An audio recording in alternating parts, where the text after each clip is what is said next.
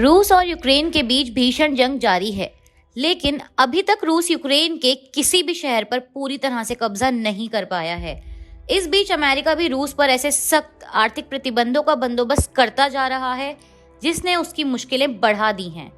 इन प्रतिबंधों की गंभीरता का अंदाजा इसी बात से लगाया जा सकता है कि रूसी अंतरिक्ष एजेंसी रोसकॉस्मोस के प्रमुख दिमित्री रोगोजिन ने अंतर्राष्ट्रीय अंतरिक्ष स्टेशन ISS को गिराने तक की धमकी दे दी है। इससे दुनिया भर के देशों में चिंता का माहौल बना हुआ है। क्या इस स्पेस स्टेशन के गिरने से दुनिया में तबाही मच सकती है? आइए आगे के वीडियो में समझने की कोशिश करते हैं कि आखिर ये ISS है क्या और क्या यह दुनिया के लिए एक बड़ा खतरा बन सकता है। ISS मतलब इंटरनेशनल स्पेस स्टेशन। यह अंतरिक्ष में मौजूद और पृथ्वी की निचली कक्षा यानी लो ऑर्बिट में लगातार चक्कर लगाने वाला सबसे बड़ा सैटेलाइट है। यह अमेरिका, रूस, जापान और यूरोप के अन्य देशों में सहयोग से ऑपरेट किया जा रहा है। इसमें एक निश्चित संख्या में तय समय के लिए अंतरिक्ष यात्री रहते हैं। इसे 20 नवंबर 1998 को लॉन्च किया गया था। इसमें पहली बार 31 अक्टूबर 2000 में लंबी अवधि तक रहने के लिए अंतरिक्ष यात्रियों को रवाना किया गया था। तब से यह लगातार काम कर रहा है। यह एक स्पेस लैब है। इसके जरिए astrobiology, astronomy, meteorology, physics in सब फील्ड्स में रिसर्च और अध्ययन हो रहे हैं। इन रिसर्च स्टडी के कंक्लूजन का पूरी दुनिया को फायदा मिलता है। पृथ्वी का एक राउंड यह लगभग 95 मिनट में पूरा करता है। दिन भर में यह लगभग 15.5 चक्कर लगाता है।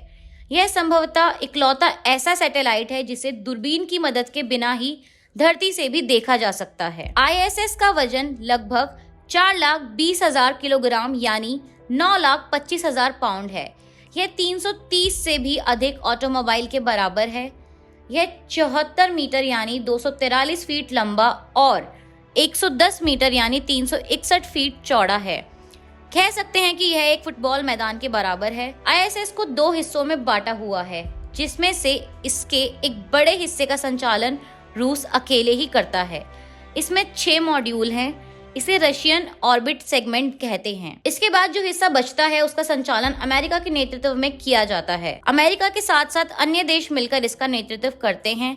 इस हिस्से को US ऑर्बिटल सेगमेंट कहा जाता है। इस हिस्से में 10 मॉड्यूल हैं। इनके संचालन की जिम्मेदारी 76.6% अमेरिका के हिस्से में होती है, जबकि 12.8% जापान, 8.3% यूरोप, 2.3% कनाडा की होती है। लेकिन ISS को खींचने का काम रूसी कार्गो अंतरिक्ष यानी स्पेसशिप ही करता है। यानी यह कह सकते हैं कि ISS का इंजन रूस का है। अमेरिकन प्रेसिडेंट जो बाइडेन ने हाल ही में घोषणा की है कि अमेरिका ISS को कम से कम 2030 तक संचालित रखना चाहता है, लेकिन यह रूस की मदद के बिना संभव नहीं है। वहीं रूस का इरादा ISS को सिर्फ 2024 तक चलाने का ही है। इसके बाद वह अलग अंतरिक्ष स्टेशन स्थापित करना चाहता है। ऐसे में इस बात की पूरी संभावना है कि अब अमेरिका भी रूस की तरफ शांतिपूर्ण बातचीत के लिए हाथ बढ़ाए और सुलह का कोई रास्ता ढूंढे। बहरहाल देखना यह है कि अमेरिका और अन्य देश रूस की इस चेतावनी पर क्या प्रतिक्रिया देते हैं। इस पर आपकी क्या राय है, हमें कमेंट सेक्शन में जरूर बताएं। ऐसे ही और वीडियोस देखने के लिए सब्सक्राइब करें विजन को।